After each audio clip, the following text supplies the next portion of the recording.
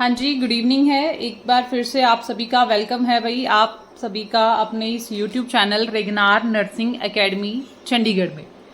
तो भाई आज ਆਪਾਂ ਲੈ ਕੇ ਆਏ ਆ DHS पंजाब या फिर ਤੁਸੀਂ ਦੇਣਾ ਆ PGI ਸੰਗਰੂਰ ਦਾ ਪੇਪਰ, DHS पंजाब ਦਾ ਪੇਪਰ ਜਾਂ ਫਿਰ ਨੋਰਸ਼ੇਟ ਦਾ ਐਗਜ਼ਾਮ। ਤੁਹਾਨੂੰ ਪਤਾ ਆ 3 ਹੋਰ ਸਪੋਰਟ ਜਿਹੜੇ एग्जाम्स ने नोरशेट 9 ਇਹ ਸਾਰੇ ਦੇ ਸਾਰੇ ਜਿਹੜੇ ਟੈਸਟ ਤੁਸੀਂ ਦੇ ਸਕਦੇ ਹੋ ਉਹਨਾਂ ਲਈ ਇਹ ਸਪੈਸ਼ਲ ਜਿਹੜੀ ਆਪਣੀ ਨਾਈਟ ਦੀ ਸੀਰੀਜ਼ ਹੈ। ਤੇ ਇਹਦੇ ਵਿੱਚ ਅੱਜ ਆਪਾਂ ਸਿਰਫ ਔਰ ਸਿਰਫ ਕੁਐਸਚਨ ਕਰਾਂਗੇ ਜਿਹੜੇ ਪ੍ਰਾਇੋਰਟੀ ਬੇਸਡ ਹੋਣਗੇ। ਕਾਫੀ ਬੱਚਿਆਂ ਨੇ ਵੇਖਿਆ ਹੋਣਾ ਜਿਹੜਾ DHS ਦਾ ਆਪਾਂ 2017 ਦਾ ਕੁਐਸਚਨ ਪੇਪਰ ਸੋਲਵ ਕੀਤਾ ਸੀ ਤੇ 19 ਦਾ ਕੀਤਾ ਆ, ਉਹਦੇ ਵਿੱਚ ਸਭ ਤੋਂ ਵੱਧ ਪ੍ਰਾਇੋਰਟੀਜ਼ ਪੁੱਛੀਆਂ ਗਈਆਂ ਨੇ। तो अगर आप नोरशेट का एग्जाम देते हैं, DHS का देते हैं, BFUHS का देते हैं, तो आप लोगों को 100 क्वेश्चन में से 20 क्वेश्चन ऐसे भी आते हैं जो डायरेक्टली अप्लाइड क्वेश्चन होते हैं, प्रैक्टिकल बेस्ड क्वेश्चंस होते हैं।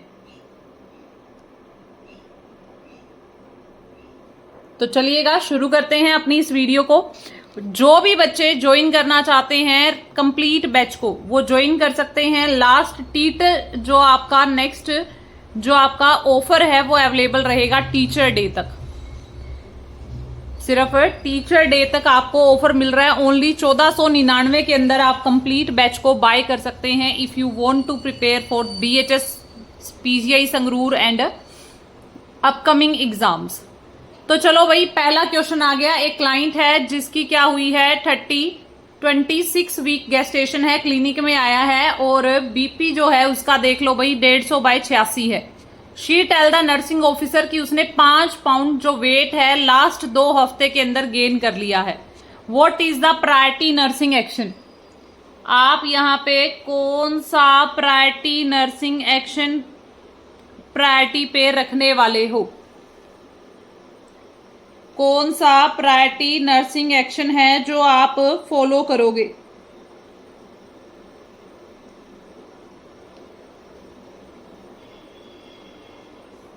तो पहला है मैम टेस्ट करेंगे पेशेंट का यूरिन एल्ब्यूमिन टेस्ट करेंगे, उसके बाद में है बॉडी टेम्परेचर लेंगे। नेक्स्ट है मैम प्रिपेयर करेंगे क्लाइंट को वेजाइनल एग्जामिनेशन के लिए एंड शेड्यूल करेंगे क्लाइंट को for an appointment in a week, कि एक हफ्ते में एक अपॉइंटमेंट आप लो। तो देखो भाई ये हमें कहीं ना कहीं पेशेंट ले रहा है हाइपरटेंसिव प्रेगनेंसी का। हाइपरटेंसिव प्रेगनेंसी का पेशेंट है जिसके अंदर ब्लड प्रेशर देखिएगा, पेशेंट का वेट गेन देखिएगा, ठीक है ना, जो हमें देखने को मिल रहा है। तो हमें यहाँ पे क्या करना पड़ेगा, सबसे पहले पेशेंट का एल्ब्यूमिन टेस्ट करवाते हैं जिससे हमें ये कंफर्म हो पाए कि क्या पेशेंट को प्रोटीन यूरिया हुआ है। क्या चेक करवाएंगे कि क्या पेशेंट को प्रोटीन यूरिया हुआ है, ये चेक करेंगे ताकि हम कंफर्म कर पाएं that the patient is suffering from the eclampsia, pre eclampsia. क्योंकि देखो पेशेंट का वेट गेन भी बहुत ज़्यादा हो गया है, ठीक है ना, 2 पाउंड वेट गेन हो गया है 2 हफ्ते के, 5 पाउंड वेट गेन हो गया है 2 हफ्ते के अंदर। चलिएगा, वेल डन, बहुत अच्छे। सारे बच्चों को आंसर करने हैं, ठीक है, बुत बन के यहाँ पे बैठे नहीं रहना और लाइक और शेयर कर देना भाई, ठीक है, कंजूस भी नहीं रहना है। What behavior does a nurse expect a newborn about 1 hour after birth? 1 घंटे के बाद जब किसी भी बच्चे का जन्म होता है तो 1 घंटे के बाद किस टाइप का बिहेवियर शो करेगा वो? किसी भी बच्चे के जन्म के बाद किस टाइप का बिहेवियर है जो कि न्यूबॉर्न यहाँ पे शो करने वाला है? That is the crying and cranking. Next है hyper responsiveness to the stimuli, stimuli से हाइपर रिस्पॉन्सिव रहेगा, रिलैक्स रहेगा एंड स्लीपी रहेगा क्वाइटली। अगला है इंटेंसली अलर्ट रहेगा विद आई वाइडेंड ओपन, ठीक है। कौन सा बिहेवियर है जो नर्स एक्सपेक्ट करेगी एक newborn say about 1 hour after birth? 1 घंटे के बाद, जन्म के 1 घंटे बाद क्या एक्सपेक्ट करेगी? तो मैम क्राई करेगी एंड क्रैंकी करेगा बच्चा। नेक्स्ट है भाई यहाँ पे हाइपर रिस्पॉन्सिव होगा स्टिमुलाई के लिए। तो भाई जन्म के 1 घंटे के बाद बच्चा होता है स्लीपिंग मोड के अंदर, रिलैक्स होगा और आराम से सो रहा होगा, ठीक है ना। उसको कोई परवाह नहीं है कि तुझे दादी देख रहा है, दादा देख रहा है, नाना देख रहा है, नानी देख रही है, बुआ देख रही है, फूफा देख रहा है। वो जस्ट क्या रहेगा, रिलैक्स रहेगा और क्वाइटली सोता रहेगा। ठीक है ना, रिलैक्सिंग मोड में होता है बच्चा। अगला क्वेश्चन है, एक क्लाइंट है जिसको क्या हुआ है, फोबिया है कुत्तों से, is about to begin systemic desensitization. आपने उस पेशेंट का सिस्टेमिक डिसेंसिटाइजेशन स्टार्ट करवाया है। The client ask that what the treatment will involve. Patient ने आपसे पूछ लिया कि आप ये बताओ कि मुझे क्या ट्रीटमेंट मिलेगा इसके अंदर। द नर्सिंग ऑफिसर क्या रिस्पॉन्स देगा। साइकेट्रिक का सवाल है, डीएचएस के पेपर के अंदर 2017 और 19 का पेपर देखना, जो 23 में भी रिपीट हुआ था। एक बारी क्वेश्चन पूछा जाएगा आप लोगों से कि मैम ये बताओ कि सिस्टेमिक डिसेंसिटाइजेशन क्या होता है। सिस्टेमिक डिसेंसिटाइजेशन कैसी प्रोसेस है। तो आपको कुत्तों से एक्सपोज करवाया जाएगा जब तक आप अपनी जो अनेक्शियसनेस है उसको खत्म नहीं कर देते। अगला है, reward will be given when you do not become anxious. आपको रिवॉर्ड मिलेगा अगर आप अनेक्शियस नहीं हुए, ठीक है ना। अगला है भाई, your contact with dog will increase while using relaxation technique. आपका जो कॉन्टेक्ट है कुत्तों के साथ में वो बढ़ाया जाएगा while using relaxation technique. Relaxation techniques आपको देके there will be in depth discussion to identify what caused your phobia. आपका क्या होगा, इन डेप्थ डिस्कशन किया जाएगा इस बात पे और आइडेंटिफाई किया जाएगा कि आपको फोबिया का एक्चुअल कॉज क्या है। बताओ भाई, सिस्टेमिक डिसेंसिटाइजेशन क्या होता है।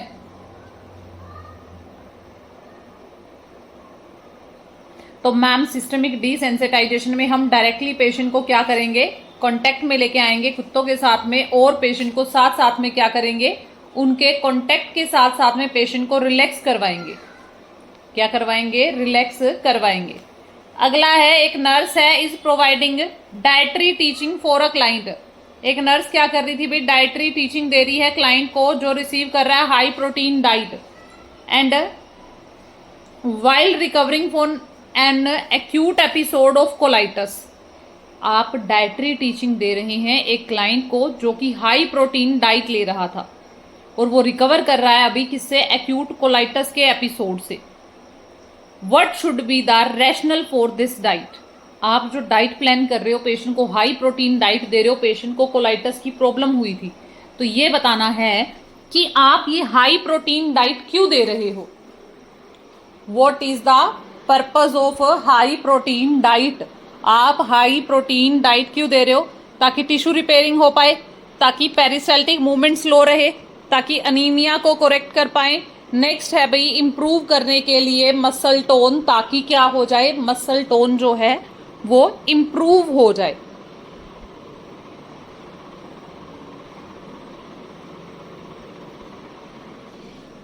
तो देखो भाई, ये हम देते हैं पेरिस्टाल्टिक जो मूवमेंट है उसके लिए नहीं देते भाई, ध्यान से देखिएगा, हम देते हैं इसको टिश्यू रिपेयरिंग के लिए। अब आपको पता है मोस्ट ऑफ कुछ ऐसी कंडीशंस होती हैं जैसे लीवर है, किडनी प्रॉब्लम है, यहाँ पे हम स्टार्टिंग में लेस प्रोटीन डाइट देते हैं। क्या देते हैं, लोअर प्रोटीन डाइट देते हैं। वाई, क्योंकि मैम पेशेंट का मेटाबॉलिक वेस्ट बढ़ेगा प्रोटीन देंगे तो। बट यहाँ पे पेशेंट को कोलाइटिस हुआ है और आपको पता है कि सीवियर क्या रहा होगा, अल्सरेशन फॉर्मेशन हुआ होगा और कोलन डिस्ट्रक्शन हुआ होगा। कोलन की सेल्स क्या हुई होंगी भाई, सीवियरली डिस्ट्रैक्ट हुई होंगी। तो इसीलिए हमें टिश्यू रिपेयरिंग के लिए क्या करना है, पेशेंट को हाई प्रोटीन डाइट देंगे। एक नर्सिंग ऑफिसर है, केयर कर रहा है एक क्लाइंट को जो कि एपिसोड आ रहे हैं जिसको ब्रोंकियल अस्थमा के। What outcome should be achieved. बताइएगा, एक नर्सिंग ऑफिसर है वो क्या कर रहा है भाई, केयर कर रहा है एक क्लाइंट के लिए जिसको क्या आ रहा है, एक्यूट एपिसोड आ रहा है ब्रोंकियल अस्थमा को।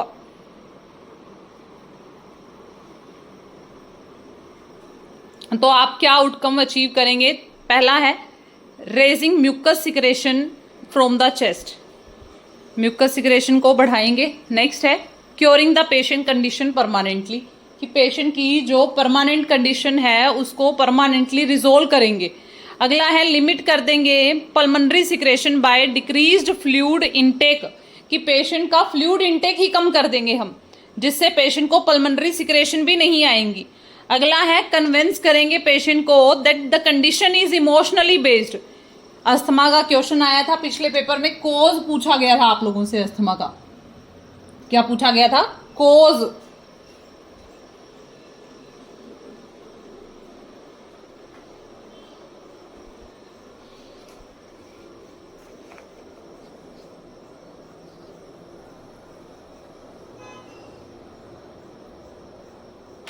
वेरी गुड, काफी बच्चे सही आंसर भी दे रहे हैं और काफी गलत भी दे रहे हैं। थोड़ा सा बस यहाँ पे ध्यान रखना है, ये सारे क्वेश्चन प्रायोरिटी बेस्ड हैं। कोई भी डायरेक्ट क्वेश्चन नहीं है जो आप एग्जाम में चलो तुक्का लग जाएगा, जो बच्चा पढ़ के बैठेगा वही एग्जाम में आंसर कर पाएगा। तो भाई हमें सबसे पहले क्या करना पड़ेगा, अस्थमा के अंदर जो म्यूकस भरा हुआ है पेशेंट की चेस्ट कैविटी में, जिसकी वजह से एयरवे ब्लॉक हो सकता है, एयरवे ब्लॉक होने की वजह से गैसेस एक्सचेंजेस जो हैं वो इंपेयर्ड हो सकता है। आपको पेशेंट के अंदर फ्लूइड इंक्रीज करना है, ना कि डिक्रीज, ठीक है ना। परमानेंटली बाद में ट्रीट करेंगे, अभी पेशेंट को एपिसोड आया है तो जो प्राइमरी प्रॉब्लम है वो एयरवे है। अगला है भाई when a development appraisal is performed on a 6 month old infant, which observation is most important to the nursing officer in light of a diagnosis of hydrocephalus? जब आप डेवलपमेंट अप्रेजल कर रहे थे एक 6 महीने के बच्चे की, तो कौन सी ऐसी ऑब्जर्वेशन है जो मोस्ट इंपॉर्टेंट होगी, जो नर्सिंग ऑफिसर क्या करेगा,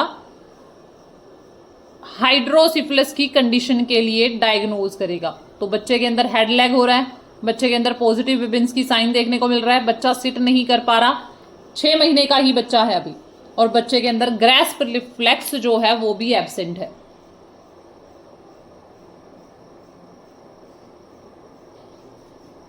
तो मैम बिबिन्स्की रिफ्लेक्स जो होता है वो पॉजिटिव है, बिल्कुल सही बात है, ये तो एकदम करेक्ट है भाई। 1 साल तक के बच्चे के अंदर, 2 साल तक के बच्चे के अंदर हम नॉर्मल मानते हैं। आपको पता है बच्चा अनस्पॉटेडली बैठ नहीं पा रहा तो कोई नहीं, 7 से 8 महीने बच्चे में लग जाते हैं, ठीक है ना, विदाउट स्पोर्ट के बैठने में। ग्रैस्प रिफ्लेक्स आपको पता है ये डिसअपियर हो जाता है 3 महीने पे, तो आंसर क्या आएगा? Head lag. मैम अगर बच्चे के अंदर 6 महीने का बच्चा है और हेड लैग है तो ये किसको रिप्रेजेंट कर रहा है ma'am? That will indicate the cerebral damage and that will be the hydrocephalus. अगला क्वेश्चन है, एक नर्स है, एक न्यू मदर है भाई, रिफ्यूज कर रही है, वो देखना नहीं चाहती अपने नवजात बच्चे को। Who has a severe birth defect, जिसको क्या हुआ है? सीवियर बर्थ डिफेक्ट हुआ है। What is the nursing officer most therapeutic approach? Nursing officer कौन सी मोस्ट थेरापेटिक अप्रोच का यूज करेगा ताकि वो जो माँ है वो अपने बच्चे की केयर करे? Request that the family try to distract her, कि रिक्वेस्ट करोगे फैमिली को कि भाई इसको डिस्ट्रैक्ट किया जाए। क्लैरिफाई करेंगे मदर को why she should stop blaming her self for the baby handicap, कि वो अपने आप को ब्लेम क्यों कर रही है भाई, उसको ब्लेम नहीं करना चाहिए इस बात के लिए कि उसका बेबी हैंडीकैप्ड है।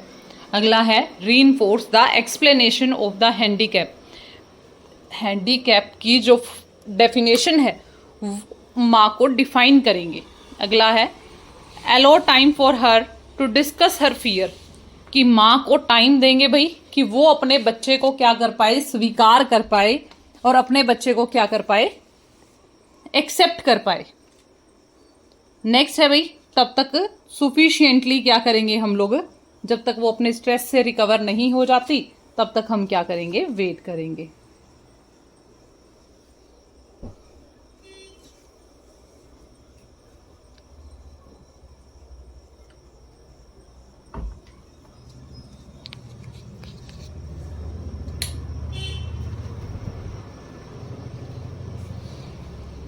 Very good. तो भाई सबसे पहले क्या करेंगे, माँ को हाइपर वेंटिलेट होने देंगे, ठीक है ना। तो माँ को अपना टाइम देंगे ताकि वो क्या कर पाए, जो माँ के मन में डर है उस बच्चे के लिए वो ब्रीफली क्या कर पाए, उसको एक्सप्लेन कर पाए, ताकि आप क्या जान पाए, माँ की एंजाइटी के बारे में जान पाए कि माँ की जो फीलिंग्स हैं वो हाइपर वेंटिलेट करवाएंगे, क्लैरिफाई करेंगे उसकी हर एक एंजाइटी को। ठीक है भाई, वेरी गुड। डिस्ट्रैक्ट नहीं करना है, डिस्ट्रैक्ट करोगे तो वो कभी एक्सेप्ट ही नहीं कर पाएगी। आप डायरेक्टली पेशेंट को प्रॉब्लम फेसिंग करवाओगे।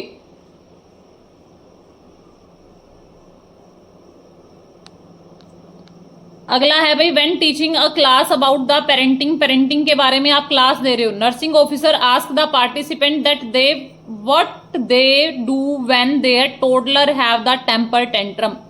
वो क्या करेंगे जब उनके बच्चों को टेम्पर टेंट्रम की कंडीशन डेवलप होती है।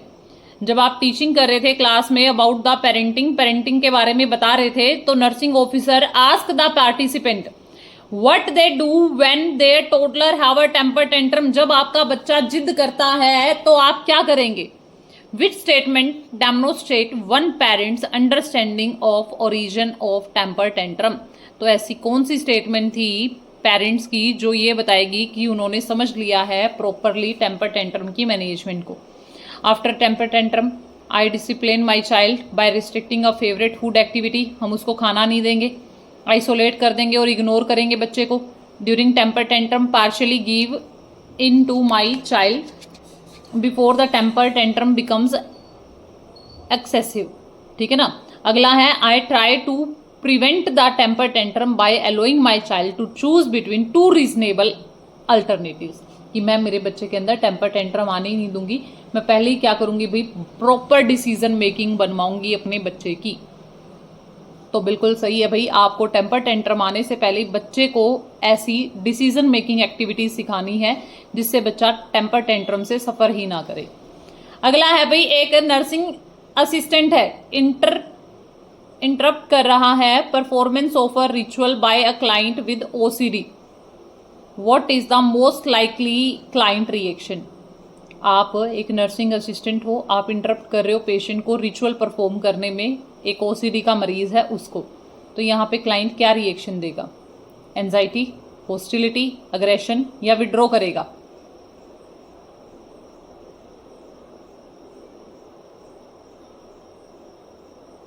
तो मैम जब भी हम ओसीडी के पेशेंट को रोकते हैं तो उसका एंजाइटी लेवल और ज़्यादा क्या हो जाता है, इंक्रीज हो जाता है।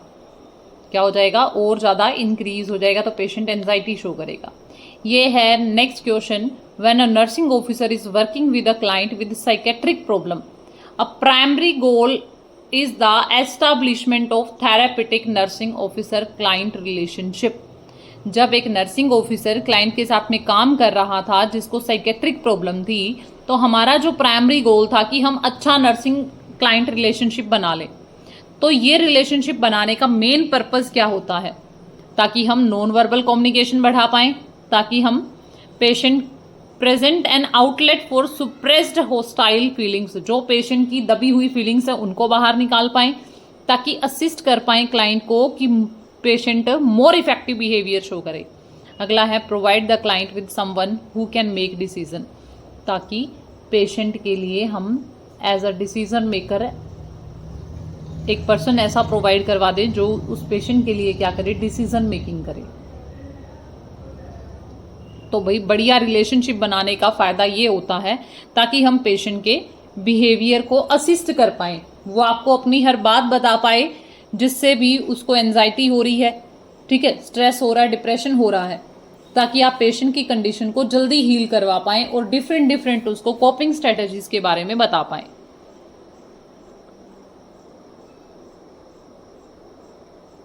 ये क्वेश्चन छोड़ दीजिएगा। अगला क्वेश्चन है, एक हेल्थ केयर प्रोवाइडर है, प्रिस्क्राइब कर रहा है एक diuretic for a client with hypertension. एक हेल्थ केयर प्रोवाइडर है और उसने डायूरेटिक दिया है भाई हाइपरटेंशन के मरीज को, ठीक है ना। What should the nursing officer include in the teaching when explaining how diuretics reduce the blood pressure. Nursing officer क्या इंक्लूड करेगा टीचिंग प्लान के अंदर जब वो एक्सप्लेन कर रहा है कि डायूरेटिक हमारे ब्लड प्रेशर पे कैसे असर डालते हैं। तो ये वेसिकुलर डायलेशन करवाता है, ये प्रमोट करवाता है, मसल रिलैक्सेशन करवाएगा। नेक्स्ट है, सर्कुलेटरी वॉल्यूम को कम कर देगा, ब्लॉक कर देगा सिंपैथेटिक नर्वस सिस्टम को।